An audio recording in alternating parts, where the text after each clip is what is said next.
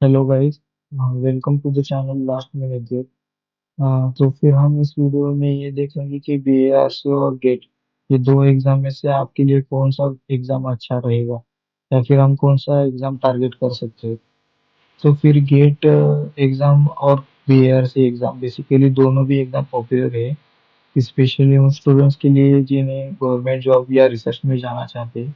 But दोनों exams क्या same है और आपको कौन सा टारगेट करना चाहिए, इस वीडियो में आपको मिलेगी सिंपल और क्लियर कंपैरिजन, बिना किसी कंफ्यूजन के साथ। तो सबसे पहले बात करते हैं एग्जाम्स के बेसिक्स की। गेट यानी graduate aptitude test in engineering, एक नेशनल लेवल एग्जाम है। इसका यूज होता है एमटेक एडमिशन, पीएसयू जॉब्स और रिसर्च प्रोग्राम के लिए। वही बीएआरसी यानी बाबा एटॉमिक रिसर्च सेंटर, ये हर साल होता है।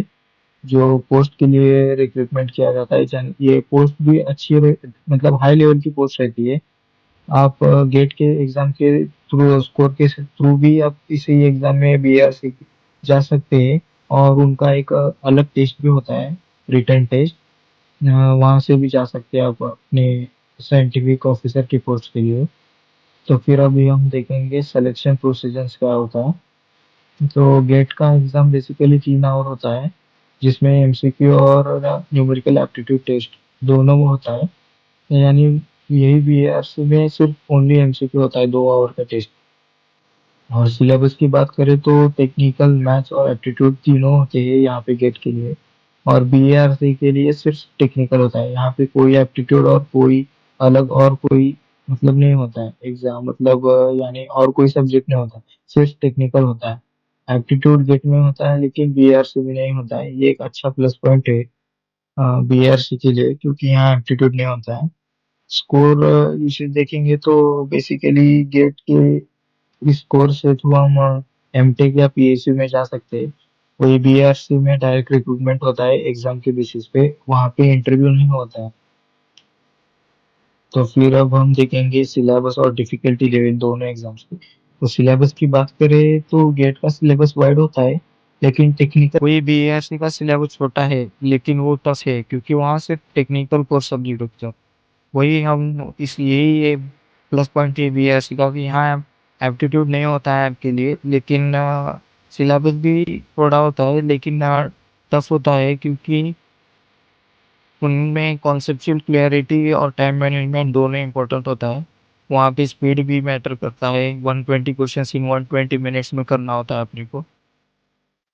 तो फिर अब हम जॉब प्रोफाइल भी देखेंगे और सैलरी भी देखेंगे। और गेट क्लियर करने के बाद आप लोगों को मिलता है पीएससी जॉब, जैसे आईओसीएल और एनजीसी, एनटीपीसी, बड़ी बड़ी, या फिर आप एमटेक भी कर सकते हो आईआईटी एनआईटी से। वही बीएआरसी क्लियर करने पर आप डायरेक्टली साइंटिफिक ऑफिसर बन जाते हो, क्योंकि एक हाई लेवल रिसर्च पोस्ट मानी जाती है।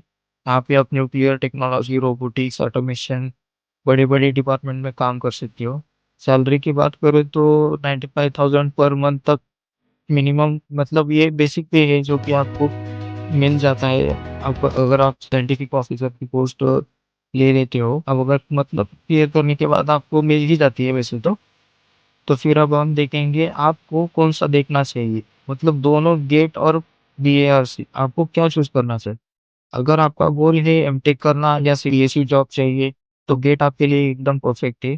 लेकिन अगर आपको इंटरेस्ट है रिसर्च, इनोवेशन और साइंटिफिक डोमेन में, तो बीआर से आपके लिए एक बेटर पाथ रहेगा, क्योंकि वहाँ पे रिसर्च ओरिएंटेड एग्जाम है ज़्यादा, तो वहाँ पे रिसर्च होता है। तो स्मार्ट स्ट्रैटेजी से आप ये दोनों एग्जाम भी क्लियर कर सकते हैं, क्योंकि दोनों एग्जाम्स का वैसे तो 70-80% सिलेबस सिमिलर ही है। तो फिर आज की वीडियो में यही था दोनों का कंपैरिजन। आई होप कि आप लोगों की सभी समस्या दूर हो चुकी है और कंफ्यूजन क्लियर हो चुका है। तो दोस्तों, आप गेट टारगेट क्या कर रहे हो, गेट मतलब गेट का टारगेट कर रहे हो या बीएससी का, कमेंट करके बताओ। और अगर वीडियो हेल्पफुल लगा तो लाइक करो, चैनल लास्ट मिनट गेट को सब्सक्राइब करो और अपने दोस्तों के साथ जरूर शेयर करो, ताकि आपको आने वाले फ्यूचर में अगर मैं कुछ वीडियो अपलोड करता हूँ तो सबसे पहले आपके यहाँ पे पहुंचे। तब तक के लिए बाय बाय, थैंक यू।